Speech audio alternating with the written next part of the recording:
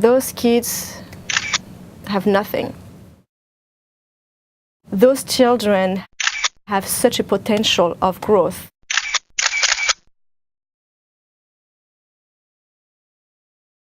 We're going into an orphanage where there are currently 32 orphans, all under the age of 7, and they're living in a tiny little shack. And it's all because of one woman's compassion. Here it is. Here is Mama. Okay. Tell us who she is. Well, Mama has, and it's a little bit like every history of a lot of orphanages. She started adopting AIDS orphans, and it started with just 3 orphans. She made a commitment to their parents when they were dying that she was going to look after the children, and if not to find them a home, to be their home. And as we say, maybe her biggest weakness is her big heart, and she has not turned anyone away. And she now has 32 children living in a very tiny area. And I was extremely shocked on the conditions of this school. Children that are under 6 years old are sleeping with Mama, who is the caregiver and the founder of the orphanage. We want another room for those kids. We want them to hopefully have a bed for each kid. Right now, the three kids are sleeping in the same bed. So, and what I learned working there in South Africa is the kids are in need of owning something. Like, I want them to have their own little space so they can say, it's my bed. It's where I can put my teddy bear or whatever, but something they can own. A child needs to be able to say, that belongs to me.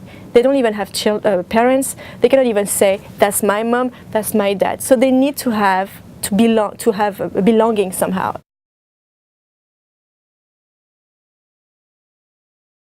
I want every dollar that had been collected should have been with a lot of love, commitments, efforts, initiatives. In the same time, when we go there, I want every possible dollar to be well invested. So clearly right now they are in need of beds and mattresses, nappies. Of course they need a car so they can move.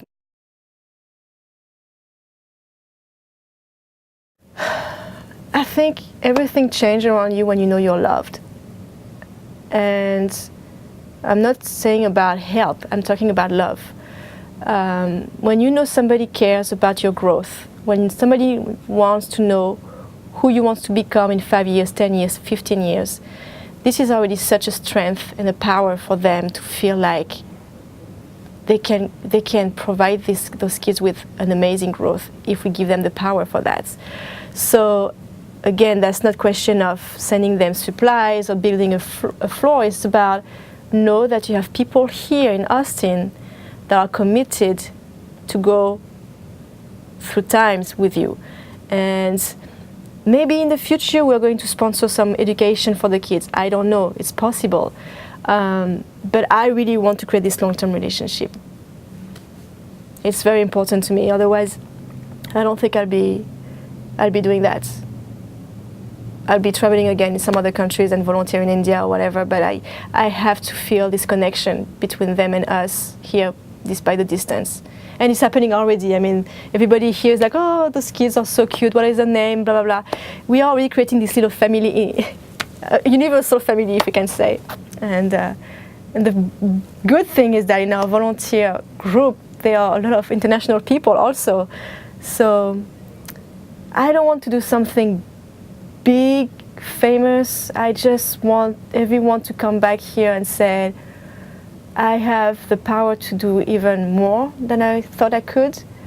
And I want those kids in South Africa said, they are not going to forget about us. I think that's the final goal. If I can do that, I'll be happy. So.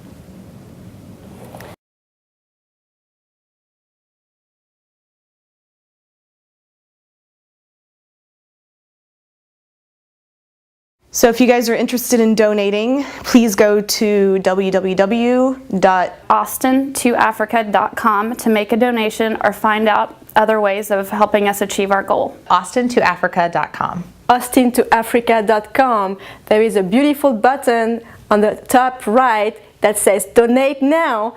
It's very easy. Click and just please help us with your donation.